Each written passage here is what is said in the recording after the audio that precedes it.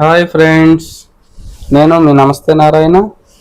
నేను ఈరోజు ఒక ప్రైవేట్ ఆర్గనైజేషన్లో వర్క్ చేస్తున్నాను. ఆర్గనైజేషన్ సేఫ్టీ అనేది అందరికీ చాలా అవసరం. ఆర్గనైజేషన్ సేఫ్టీ, మన ఆర్గనైజేషన్ మన సేఫ్టీ ద్వారా మనం కాపాడుకోవాలి. మనల్ని మనం కాపాడుకోవాలి, ఆర్గనైజేషన్ కూడా కాపాడుకోవాలి. మన ఆర్గనైజేషన్ ఇంత పెద్ద ఆర్గనైజేషన్ని నిర్మించి కొన్ని వేల మందికి ఉపాధి కల్పిస్తూ అన్నం పెడుతున్న ఆర్గనైజేషన్ ఓనర్స్ ఎవరైతే ఉన్నారో వాళ్ళందరికీ చేతులెత్తి దండం పెట్టాలి ఈరోజు మనం.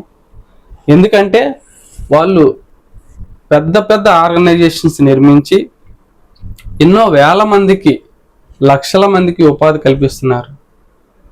ప్రత్యక్షంగా భోజనం పెడుతున్నారు, మన ఫ్యామిలీకి భోజనం పెడుతున్నారు. కాబట్టి ఆర్గనైజేషన్స్, ఇండస్ట్రీస్ పెట్టే యాజమాన్యం ఎవరైనా సరే వాళ్ళకి చేతులెత్తి మనం దండం పెట్టాలి. ఎందుకంటే వాళ్ళు ముందు ఆలోచనతో, భావితరాలకు మంచి చేయాలనే ఆలోచనతో వాళ్ళు ఈ ఆర్గనైజేషన్స్ అనేది పెట్టడం జరిగింది. ఈ ఆర్గనైజేషన్స్ ద్వారా కొన్ని వేల మందికి ఉపాధి అనేది దొరుకుతుంది. తద్వారా చాలామంది సర్వైవ్ అవుతున్నారు. ఆర్గనైజేషన్స్ పెట్టారు, ఆర్గనైజేషన్లో మనకు ఉపాధి దొరుకుతుంది. కానీ ఈ ఆర్గనైజేషన్స్ మనమేం చేయాలి? ఈ ఆర్గనైజేషన్కి మనమేం చేయాలి? ఈ ఆర్గనైజేషన్ని మనం రక్షించుకోవాలి ఫ్రెండ్స్. మనం ఎలా రక్షించుకోవాలి ఈ ఆర్గనైజేషన్స్ అనేది నేను ఈ వీడియో ద్వారా చెప్తాను. ఈ ఆర్గనైజేషన్లో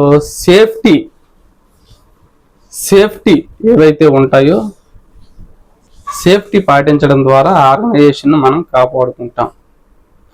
సేఫ్టీ పాటించడం ద్వారా ఆ ఇన్ఫ్రాస్ట్రక్చర్ ఏదైతే కొన్ని లక్షల పెట్టుబడి పెట్టి ఇన్ఫ్రాస్ట్రక్చర్ పెట్టారో ఆ లక్షల పెట్టుబడి పెట్టిన ఇన్ఫ్రాస్ట్రక్చర్ అనేది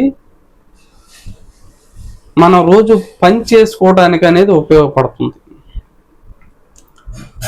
ఆ లక్షల పెట్టుబడి పెట్టిన ఆ ఇన్ఫ్రాస్ట్రక్చర్ మనం రోజు అక్కడికి వెళ్ళి పని చేసుకోవడానికి ఉపయోగపడుతుంది. అదే మనం ఏదైనా అన్సేఫ్ కండిషన్లో అన్సేఫ్ వర్క్ చేసి ఫైర్ కానీ అయిందంటే ఈ లక్షల కోట్లు పెట్టుబడి పెట్టి నిర్మించిన ఆర్గనైజేషను చాలా దెబ్బతింటుంది.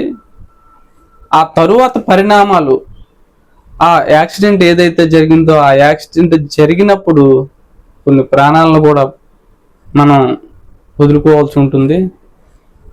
దాని తరువాత గవర్నమెంట్ ఆర్గనైజేషన్ మీద ప్రెషర్ పెడుతుంది సేఫ్టీ ఎక్కువ తీసుకోవాలని. తర్వాత ఏమవుతుందంటే ఆ ఆర్గనైజేషన్ మళ్ళీ కోలుకునేసరికి కొన్ని సంవత్సరాలు పడుతుంది. ఆర్గనైజేషన్ కోలుకునేసరికి కొన్ని సంవత్సరాలు పట్టినప్పుడు మరి నీకు అప్పుడు ఉపాధి ఎక్కడ దొరుకుతుంది ఫ్రెండ్స్? మీరు చెప్పండి. మనం ప్రతి ఆర్గనైజేషన్లో, కెమికల్ ఆర్గనైజేషన్లో మనం పనిచేస్తున్నాం కాబట్టి ఆర్గనైజేషన్ కోలుకోవటానికి టైం పడుతుంది. ఆ టైం పట్టినప్పుడు నీకు ఉపాధి ఎక్కడ దొరుకుతుంది? మరి టైం పడుతుందంటే మరి ఆ టైంలో నువ్వు అక్కడ పని చేయాల్సిన పని లేదు. ఆర్గనైజేషన్ నిర్మించాలి కాబట్టి పని చేయాల్సిన పని లేదు. నీకు ఉపాధి అనేది ఆటోమేటిక్ కోల్పోతుంది. మనం ఉపాధి కోల్పోకుండా ఉండాలంటే మన ఆర్గనైజేషన్ మనం కాపాడుకోవాలి.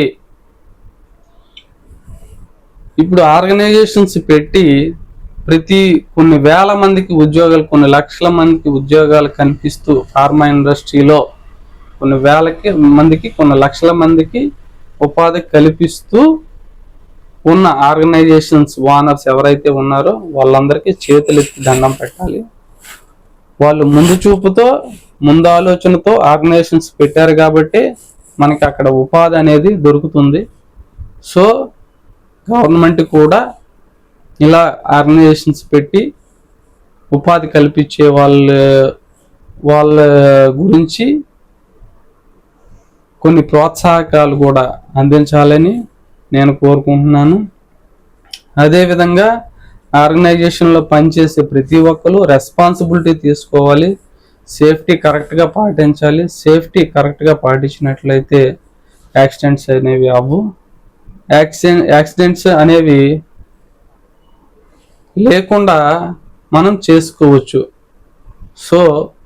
ఆర్గనైజేషన్ మనం రక్షించుకునే పద్ధతి ఇది ఫ్రెండ్స్. మీకు అందరికీ నేను చెప్పిన మాటలు నచ్చినట్టయితే please like, share and subscribe my YouTube channel. Organisations, పెద్ద పెద్ద ఆర్గనైజేషన్స్, చిన్న చిన్న ఆర్గనైజేషన్స్, ఎలాంటి ఆర్గనైజేషన్ పెట్టి కొంతమందికి ఉపాధి కల్పిస్తున్న ప్రతి ఒక్కరికి పేరు పేరున నమస్కారం పెడుతున్నాను. Thank you very much.